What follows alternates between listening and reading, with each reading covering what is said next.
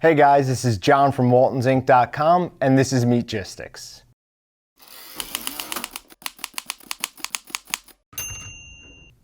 I make a good amount of chicken brats here, and I pretty much always use chicken breast because of its high protein to fat ratio. So because of the low fat content of chicken breast, I've always struggled to keep the brats nice and juicy. I finally found a way to keep them juicy by using carrot fiber and cold phosphate, as well as extra water. Now the cold phosphate helps increase the water binding capacity of the meat, and carrot fiber holds up to 26 times its weight in water. So those two things together really did give me a great juicy chicken brat on my last effort. Recently on the community section of Meatgistics.com, the user Knucklehead Barbecue was talking about how he likes to use chicken thighs as they have a higher fat content and are generally also less expensive. Now I've done this once before, but it's been a few years, so I wanted to do a video on the process to show you guys what the differences are in the process and in the finished product. We put up a poll on Facebook, Instagram, and Twitter to let people vote on what seasoning we'd be using for making this. The overwhelming winner was South of the Border Brat. So good job on that, guys. This is the one I've been wanting to make, so I'm real happy with your choice. So to start, I bought some chicken thighs with the skin on them, so I need to bone them out and take the skin off. And then I need to weigh them again to know how much meat I'm going to be working with. Since I'm going to grind this, I'm not too worried about how I get the chicken off the bone, but basically what we want to do is expose the bone by making slices on either side, and then you'll be able to get your knife behind the bone to cut it away from the rest of the meat. I'm removing the majority of the skin, but we aren't too worried about a little bit of skin making in, as we're just going to grind this anyways. Now I'm going to grind this twice, first through a 3/8 plate and then through a 3/16 plate. I've oiled the plate and knife before starting the grinder to prevent the plate and knife from creating too much friction, which will heat the plate, and doing this is going to help extend the life of our plate and knives. As always, we want to make sure our meat is cold before it goes through the grinder, and the speed of the second grind is going to be slower than the first one, so we just need to be aware of that. Since I don't need protein extraction from this, I'm just going to mix in the seasonings and additives into the meat with my hands.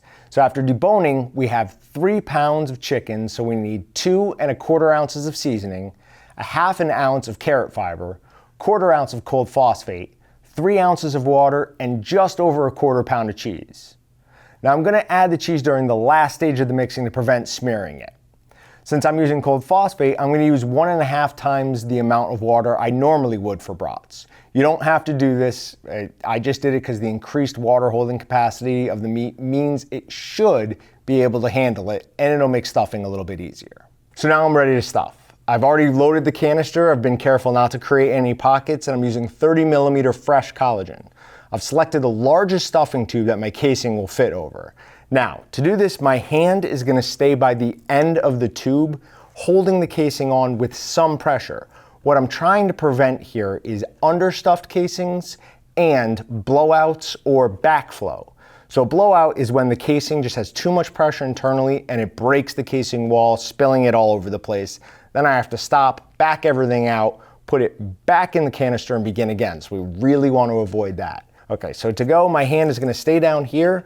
I'm going to begin stuffing and starts coming out.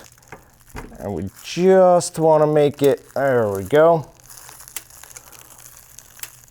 I want to stuff till the casing is full, but not overly smooth. That's when we know we're in danger of possibly creating a blowout. So we're back, they're all grilled up, and I have to say, I think I've got a new favorite seasoning, certainly a new favorite chicken brat seasoning. This South of the Border Brat is incredible. This is really my favorite chicken brat. Now, the cold phosphate added so much moisture to these. I mean, you can't tell they're chicken when you're eating them. So the chicken thighs, cold phosphate, and the carrot fiber all together really does make an amazing chicken brat. Plus, the cheddar cheese adds something really nice to it. So as always, remember to like, comment, and subscribe, and visit WaltonsInc.com and Meatgistics.com to find everything about the meat. Thanks for watching. I'm John with Waltons TV, and I'll see you guys next time. Subscribe to Waltons YouTube channel to watch more amazing videos, or shop at WaltonsInc.com to find everything about the meat.